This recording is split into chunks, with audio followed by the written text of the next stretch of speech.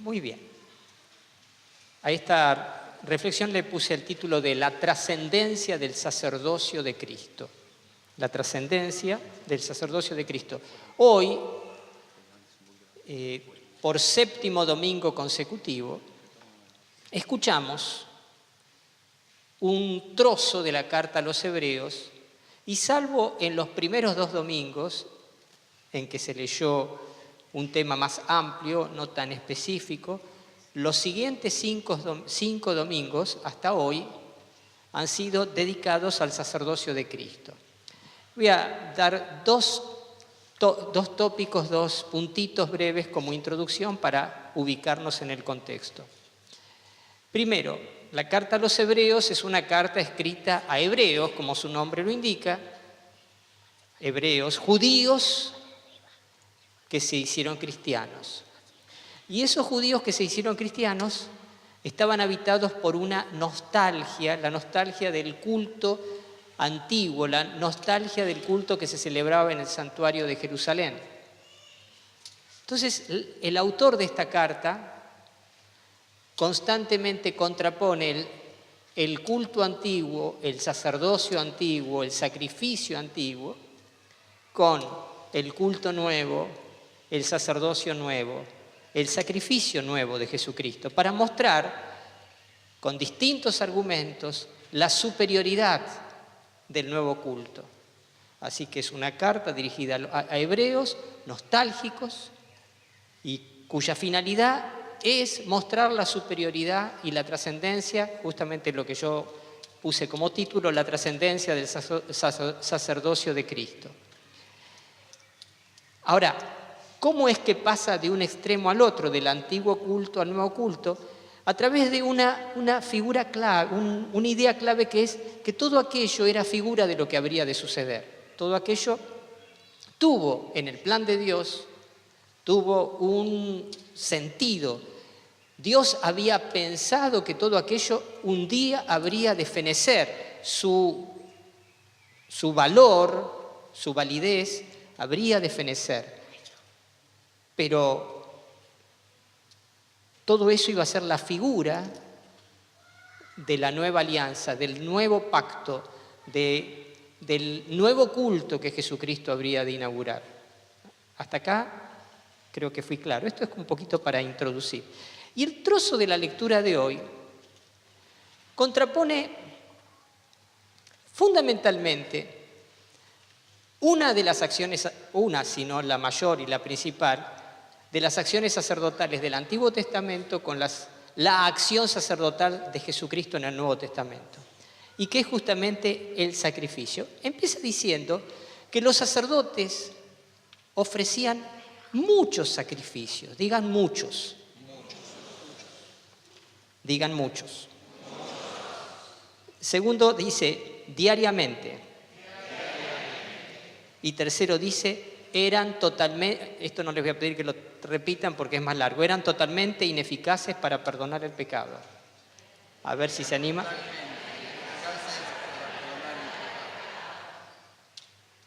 Muchos. Sí, así. Diariamente. Totalmente ineficaces. Frente a estas 3 acciones, dice, Cristo no ofreció muchos, ofreció un solo sacrificio. Digan uno solo. Segundo, de una vez para siempre. Digan siempre. Frente a diariamente, siempre. Y frente a ineficaces, totalmente ineficaces para perdonar el pecado, dice, con este sacrificio se perdonaron todos los pecados. O sea, voy a llamarlo no eficaz porque es más lo que se dice. Voy a decir que este sacrificio lo plantea el autor de la carta a los Hebreos como una gran potencia transformadora de la vida. Entonces, voy a dedicarme a hacer este traspaso, porque este ping-pong es significativo también, entre el culto. Ustedes son el culto antiguo, porque acá están los ¿no? Bueno, culto antiguo, pero bueno, por una cuestión de comodidad, el culto antiguo y el culto nuevo. Culto antiguo. Digan muchos sacrificios. Ustedes digan. Muchos sacrificios. De hecho, muchos quiere decir realmente muchos. Muchos por su finalidad, muchos por su naturaleza. Basta leer el libro del Levítico para volverse loco. De penitencia, si cometieron muchos pecados, lean el libro del Levítico. Y el domingo que viene les tomo examen. O sea, si ustedes quieren conocer la complejidad del sacerdocio y del ofrecimiento sacrificial del culto antiguo, lean Levítico y está todo establecido. Además, también están algo en el libro del Éxodo, algo en el libro de Números. O sea, era muy complejo. ¿Por qué? Porque estaba el sacrificio por el pecado, pero estaba el sacrificio por el pecado personal, el sacrificio por el pecado del pueblo, el sacrificio de los ricos, el sacrificio de los pobres, el sacrificio, el holocausto, el sacrificio de comunión. Y había si es complicadísimo. Ni en Harvard se podía estudiar tanto para saber hacer estos sacrificios. Y después, con las cuestiones de las leyes de pureza, las leyes de... Bueno, complicado. Digan complicado. Dejémoslo ahí. Gracias a Dios eso no está más vigente. Frente a esos muchos sacrificios, Jesucristo, dice, ofreció un único sacrificio. Digan un único. Ustedes son el nuevo culto, único sacrificio. Y quiero aquí regalarles qué significa este único sacrificio. Ese único sacrificio de Jesucristo empezó el día de su encarnación.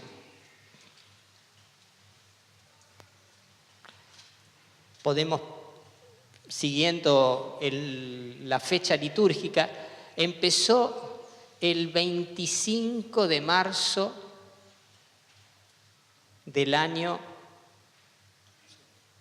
sería en realidad el año cristiano, la encarnación debió ser en el -6 o -7 aproximadamente, porque la era cristiana está mal calculada. Los estudios arqueológicos más modernos han demostrado que hubo un pequeño error en el cálculo, pero bueno, el 25 de marzo del año -6 o -7 fue la encarnación.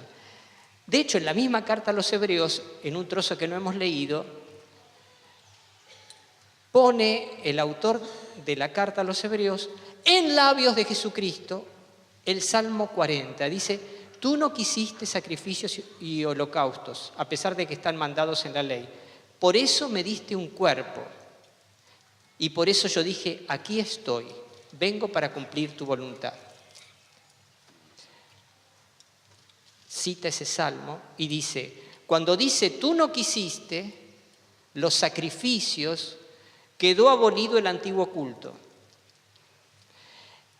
Y me diste un cuerpo, porque el objeto del sacrificio de Cristo es su propio cuerpo. Me diste un cuerpo. Y yo dije: aquí estoy, vengo para cumplir tu voluntad. Fíjense, toda la vida de Jesucristo, desde el primer instante de su concepción, está marcada por esta intención fundamental de entregarse a Dios en favor de los hombres. Podremos decir que el sacrificio de Cristo, el único sacrificio de Cristo, comienza en el momento de su encarnación y nunca se retracta, nunca termina, ni ahora, ni aún ahora, elevado a la gloria de Dios. Digan, comienza en la encarnación. Y cuando digo encarnación, quiero decir que prosigue durante toda su vida. Toda su vida es una vida sacerdotal ofrecida a Dios por los hombres. No son muchos sacrificios, es una intención fundamental que habita en lo más íntimo de su alma y que lo lleva a entregarse constantemente a Dios por los hombres. Jesucristo no vive un sacerdocio intermitente o no ofrece un sacrificio intermitente. Hasta su descanso es parte de su sacrificio a Dios por los hombres. Bien, encarnación. Comienza. Segundo, Jesucristo representa, digan representa, su sacrificio en la cena, en la última cena. ¿Qué significa representar? Representar es hacer presente a través de otro, o de una cosa o de un objeto, algo que está dentro. Fíjense, el sacrificio de Cristo comienza a exteriorizarse con un signo. El signo es el signo del pan. En la última cena Jesús tomó pan y dijo: esto es mi cuerpo que se entrega por ustedes. Y con la copa, esta es la copa de mi sangre que se derrama por ustedes y por muchos. Siempre que la coman, háganlo en memoria mía. Y así, dirá San Pablo, cada vez que coman el cuerpo y beban la sangre, proclaman la muerte del Señor hasta que Él venga. Miren, escuchen bien esto. Jesucristo en la cena concentró todo su ofrecimiento desde la encarnación, los 30 y pico de años de entrega a Dios por nosotros, su generosidad a toda prueba, esa unidad de su existencia en vistas a la entrega. Concentró todo eso en un signo, el signo tal vez más vulgar, el pan, harina, agua, un objeto que está en la mesa de cualquiera, que se rompe, que se destruye, que se come, que se asimila por otro, que da vida a otros. El pan representa, significa el pan consagrado, el sacrificio de Jesucristo, el cáliz, la sangre derramada de Jesucristo. Sangre derramada desde el primer instante. Jesucristo fue derramando su sangre. Derramó su sangre en la circuncisión. Derramó su sangre a lo largo de su vida. Derramó su sangre en la pasión. La habría de derramar pocas horas después en su muerte en cruz. El sacrificio de Cristo entonces comienza en la encarnación, se representa en la cena, la Eucaristía. Tercero, se consuma, digan se consuma. Comienza en la encarnación, se representa en la cena, se consuma en la muerte en la cruz. Lo que Jesús hizo toda su vida fue morir en la cruz. Toda su vida fue lo que ahí se manifiesta. Toda su vida. Toda su vida fue darse hasta la muerte. Por eso pudo decir: no hay amor más grande que dar la vida por los amigos, y ustedes son mis amigos, porque yo doy la vida por ustedes. Ahora, dar la vida no eran simplemente palabras bonitas. Dar la vida fue asumir la muerte más violenta, humillante e ignominiosa que los hombres pensaron y ejecutaron a lo largo de toda la historia humana. Eso es dar la vida. Su sacrificio, el único sacrificio. El sacrificio de la intención de su corazón de entregarse a Dios y entregarse por nosotros, el que comenzó en la encarnación, siguió durante toda su vida, se representó en la cena, se consumó en la cruz. Pero ¿qué dice la carta a los Hebreos? Que ese sacrificio se perpetúa eternamente, por decirlo así, en el cielo. Porque dice, se sentó a la derecha de Dios y allí espera que sus enemigos sean puestos como estrado de sus pies, citando un salmo, el Salmo 110. Pues bien, ¿qué es Cristo en el cielo a la derecha de Dios? Es el sacerdote que le habla eternamente a Dios de nosotros, que recapitula en su eternidad su existencia en el tiempo. Recapitula, es decir, reúne, rejunta. Jesucristo, si cabe, fue lo más simple que se pueda pensar. Fue pura, permanente y ahora eterna entrega. No hizo muchos sacrificios. Toda su vida, en el tiempo, fue sacrificio. Toda su eternidad, en la gloria, es sacrificio. Ya no es sacrificio cruento, ya pasó la cruz. Pero la cruz que pasó sigue vigente, porque Cristo resucitado siempre se ha manifestado y siempre se ha identificado con sus heridas gloriosas. Toda vez que se manifestó Jesús, tanto en los tiempos apostólicos como a lo largo de la historia, se ha manifestado con sus llagas en las manos, en el costado y en los pies.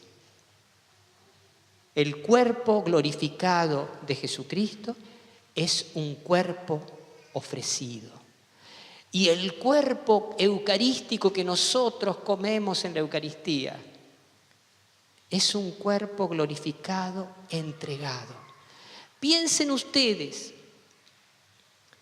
Jesucristo Él está presente de muchas maneras a lo largo en el tiempo. Está presente en la palabra, dice el Concilio Vaticano II, está presente en el pobre, en el enfermo. Hoy es el día, la jornada de los pobres. Está presente en el que sufre. Está presente en la comunidad cuando hay 2 o más reunidos en su nombre. Pero dice, está presente de una manera totalmente inequívoca y fundamental en las especies eucarísticas. Ahora, fíjense, ¿qué significa que está presente en la Eucaristía? Significa que se sigue dando a mí, para que lo triture con mi boca, para que lo coma. Díganme si eso no es entrega. ¿A vos te gustaría que te coman? Antropófagos.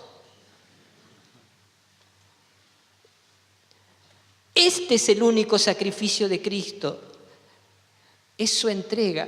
Por eso, cuando yo veía la multiplicidad de los sacrificios del Antiguo Testamento frente al único sacrificio de Jesús, pasamos de la multiplicidad confusa a la unidad interior. Jesucristo, el sacrificio de Cristo es ante todo interior, simbólico, la Eucaristía. Cruento, la cruz, glorioso, el cielo. Un único sacrificio que recapitula todas las dimensiones de la existencia humana. Y digo al respecto, hermanos, nosotros nos asemejamos a Cristo cuando salimos de la multiplicidad confusa y nos acercamos a la unidad. Si nuestra vida se vuelve entrega constante, no intermitente, no en un acto de arrojo y de generosidad, en la medida en que vamos dejando de lado nuestro egoísmo, nuestra autorreferencialidad, ¿no? Nuestro estar demasiado pendientes de nosotros mismos, nuestro darnos a nosotros mismos demasiada importancia, nuestro estar mirándonos el ombligo, nuestro creernos el ombligo del mundo, en la medida en que dejamos ese lugar existencial tan centrado en nosotros mismos. Cuando dejamos ese lugar para que nuestra vida se vuelva entrega.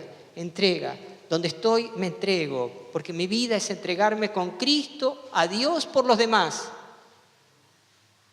Mi vida es entregarme a Dios con Cristo por los demás.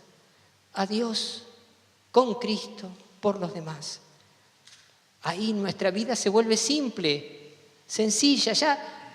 Ya no estamos como tironeados por las actividades que tenemos que hacer, porque lo que unifica nuestra existencia es la entrega fundamental en la que estamos embarcados de día y de noche, en otoño, en invierno, en todas las estaciones, en todos los tiempos, porque hasta el descanso es parte de nuestra entrega.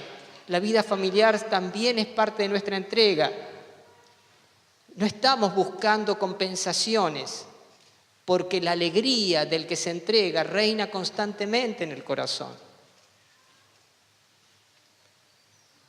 Y empezamos a minimizar las pequeñas tonterías de la vida, los problemitas, los cosas, problemas de salud, problemas de acá, problemas de allá, chichuchú, chismorreos, que me miró mal, que a veces en las comunidades cristianas que me miró mal, que me dijo que no me saludó. Anda, pero eso es típico de gente inmadura que está constantemente mirándose a sí mismo, mirándose, ay, a mí me pasa lo mismo que a usted. Ay, Dios, ¿se dan cuenta? Esto es el sacrificio de Cristo. Díganme si no es extraordinario, no es bellísimo. Y cada vez que comemos su cuerpo y su sangre entregado por nosotros y bebemos su sangre derramada por nosotros, somos fortificados, fortalecidos. ¿Para qué? Para vivir su estilo de vida oferente, para ofrecernos, para ofrecer incluso nuestros propios cuerpos. Lo dice el apóstol, ofrezcan sus cuerpos como sacrificios, como hostias vivas, agradables a Dios en Jesucristo. Fíjense, vivimos en un mundo en el cual la cultura dominante es eso, ¿no? Es a mí, lo ombligo, ay, que me duele esto, que me duele aquello, que lo otro, que me dijeron que a mí, ¿cómo no me tuvieron en cuenta acá? ¿Cómo no me tuvieron en cuenta allá? Si vos estás por Dios, con Cristo, por los demás, todas esas cosas, ¿sabés cómo que dejan de lado? Tu vida se simplifica. Empezás a andar por un camino, por una autopista espiritual en la que corres la vía, el camino de la santidad, habitado por la misericordia de Dios. Digan, muchos sacrificios. ¿Querés quedarte con muchos sacrificios, con una vida fragmentada, repetitiva, complejizada? ¿O querés un único sacrificio, como el de Cristo, el de toda tu vida? ¿Qué querés? Podés elegir. Segundo ping-pong, digan siempre. No, perdón, ustedes eran diariamente y ustedes digan siempre. Estos muchos sacrificios había que ofrecerlos diariamente, todos los días. Era un lío el templo de Jerusalén. O sea, junto con la solemnidad de algunas de sus liturgias, era una carnicería de animales que no te cuento. Y un lío de animales y las ovejas, ¿viste? Y las vacas, a ver dónde están las vacas, ¿viste? A ver, vamos a hacer de vacas. ¿Y las chivas cómo hacen? Había chivitos también. ¿Cómo hacen las chivas?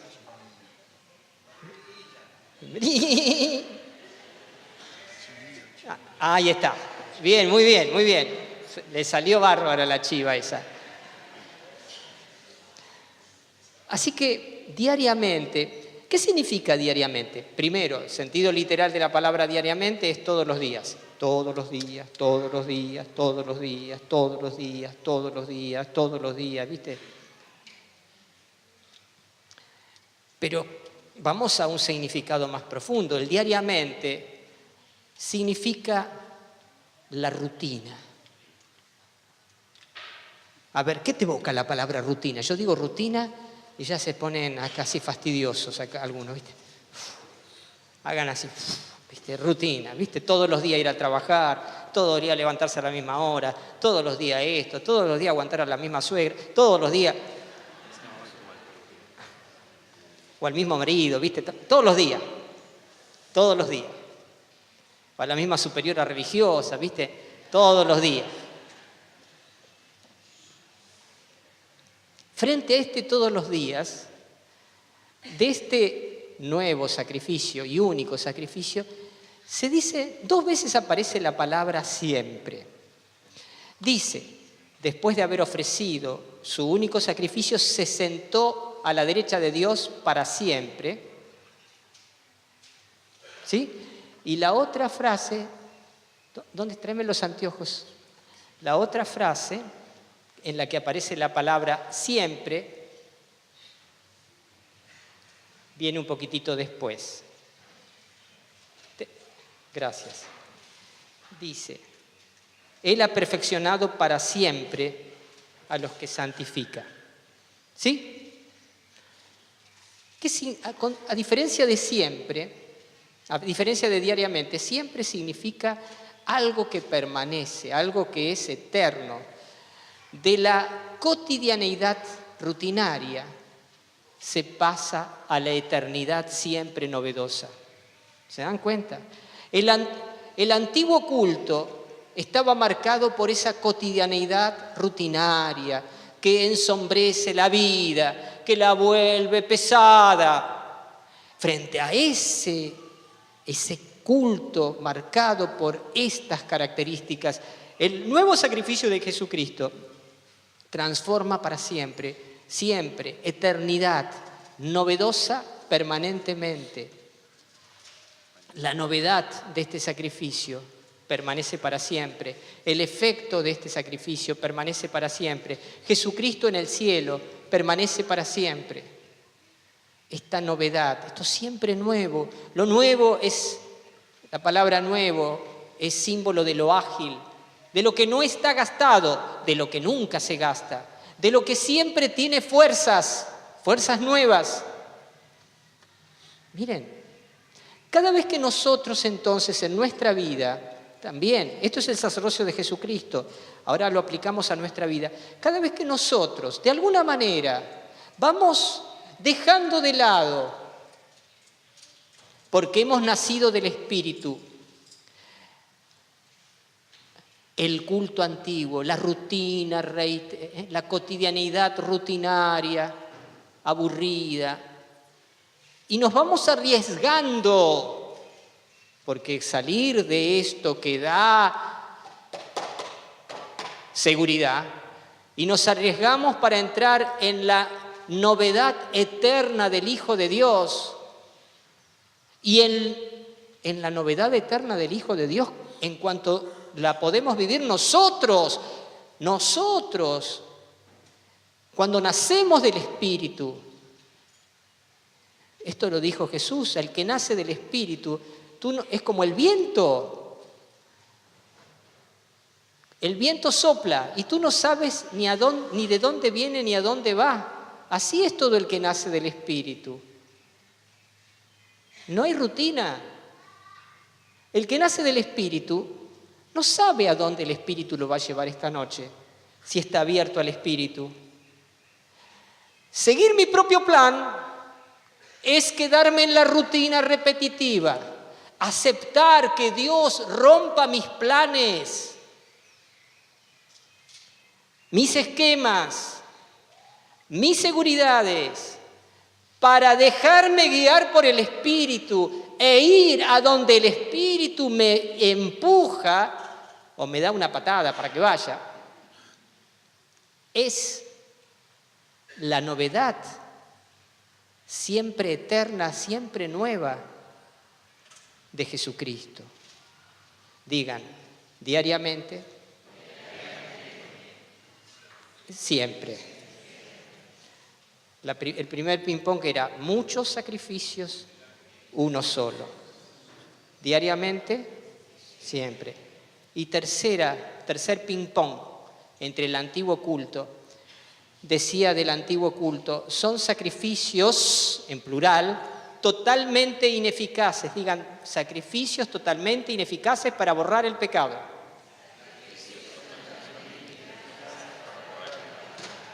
O sea, de alguna manera a esta ineficacia, a esta incapacidad, la podríamos llamar esterilidad espiritual. Todo ese culto estaba marcado por una esterilidad espiritual, una incapacidad de dar vida, una incapacidad de transformar la vida y las conciencias de los demás. Estamos en el antiguo culto. Se repetían muchas veces los mismos sacrificios, pero eran totalmente ineficaces para borrar el pecado. Diariamente se ofrecía lo mismo, pero no pasaba nada. En cambio, totalmente ineficaces, miren lo que dice del sacrificio de Jesús. Dice, después de haber ofrecido por los pecados un único sacrificio, esto ya lo vimos, se sentó para siempre a la derecha de Dios, donde espera que sus enemigos sean puestos debajo de sus pies. Hay una eficacia, en primer lugar, una eficacia que tiene que ver con la justicia. Hay, según este texto, tal vez enemigos que nunca se conviertan, enemigos de la obra de Dios, y cuyo destino será ser felpudo.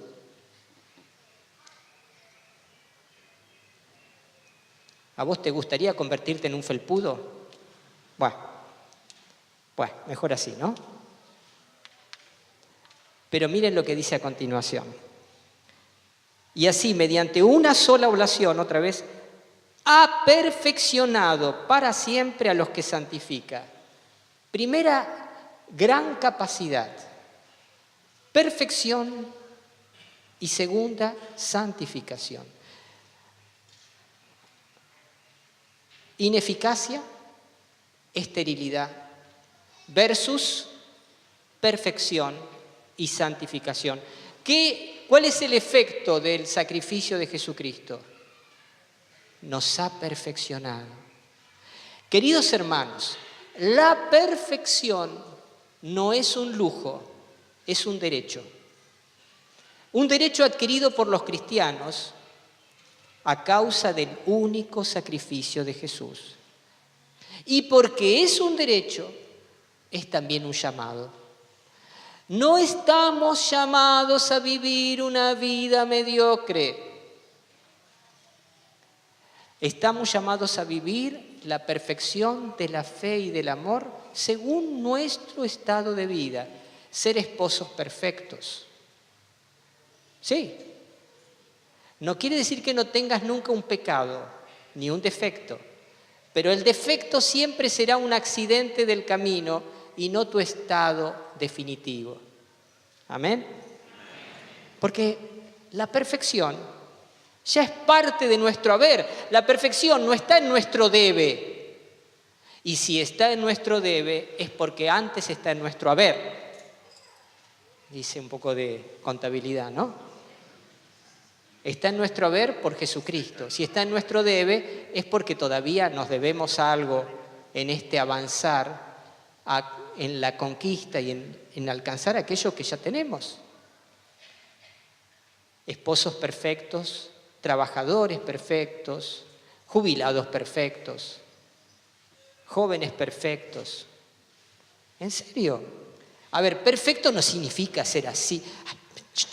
¿Viste? Perfecto que se fija, a ver cómo está esta bien, que sale bien arreglado. No, esa es una perfección que no tiene nada que ver, nada que ver. La perfección es según tu estado de vida y según tu personalidad.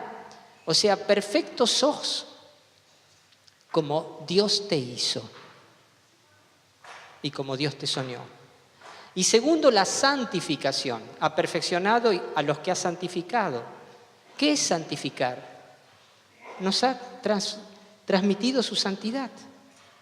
Amén. Fíjense, frente a la ineficacia del culto antiguo, la capacidad transformadora del sacerdocio de Cristo y del sacrificio personal de Jesucristo.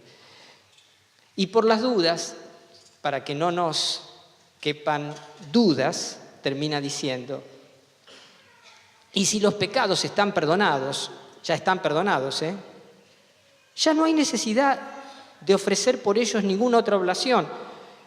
Está queriendo decir, atención con los nostálgicos que quieren volver atrás. Hermanos, hay cristianos que miran el futuro con el espejo retrovisor. Están mirando siempre hacia atrás y buscan de una u otra manera la seguridad del antiguo culto. Ya no en el culto de Jerusalén, pero sí en el apego a prácticas religiosas o en la inseguridad de no cumplirlas. Cuando vivimos el sacerdocio de Cristo nosotros, también pasamos de todas aquellas áreas en las que nuestra vida se había vuelto infecunda o estéril, para adquirir una fecundidad, una capacidad transformadora. Yo no digo que seamos Superman ni Iron Man, como es estos superhéroes que les gustan a los chicos, no. Somos personas sencillas, con nuestras fragilidades que nos acompañarán toda la vida, pero que unidas a Cristo hacemos de nuestra vida una entrega a los demás. Y la fecundidad del que vive entregándose aparece de miles de maneras. Ya en la historia, pero un día aparecerá clarísimamente en la eternidad. Pensemos, por ejemplo, en la Virgen María. En la historia, María, la madre de Jesús, durante el ministerio de Jesús, María no cortó ni pinchó. No corta ni pincha. Parecía una mujer, doña María, como cualquier otra mujer de Nazaret. Una viuda más de las tantas viudas que había en Galilea. Calladita, siguiendo a veces a Jesús con algunas otras mujeres y con los familiares de Jesús. Y en la cruz, ahí empezó a aparecer, cuando su hijo estaba destrozado, recibiéndolo en sus manos y entregándolo a Dios. Fíjense, el sacerdocio de Cristo lo ejerció María. De alguna manera, María fue también el altar en el que el cuerpo torturado de Cristo fue entregado a Dios. María, altar, el depósito, el lugar concreto de la entrega de un cuerpo lacerado. Esto fue la historia de María, pero desde entonces ella se ha convertido en omnipotencia suplicante, y de todas las mujeres del mundo que han vivido sobre la tierra, ninguna es tan famosa ni tan conocida como ella, ni tan presente como ella, ni tan amada como ella. Cuando se muera Madonna, cuando se muera Lady Gaga, en pocos años será olvidada. María nunca será olvidada. Su vida sacerdotal ofrecida al Padre, con Cristo, por los demás, volvió su existencia eternamente eficaz. Amén.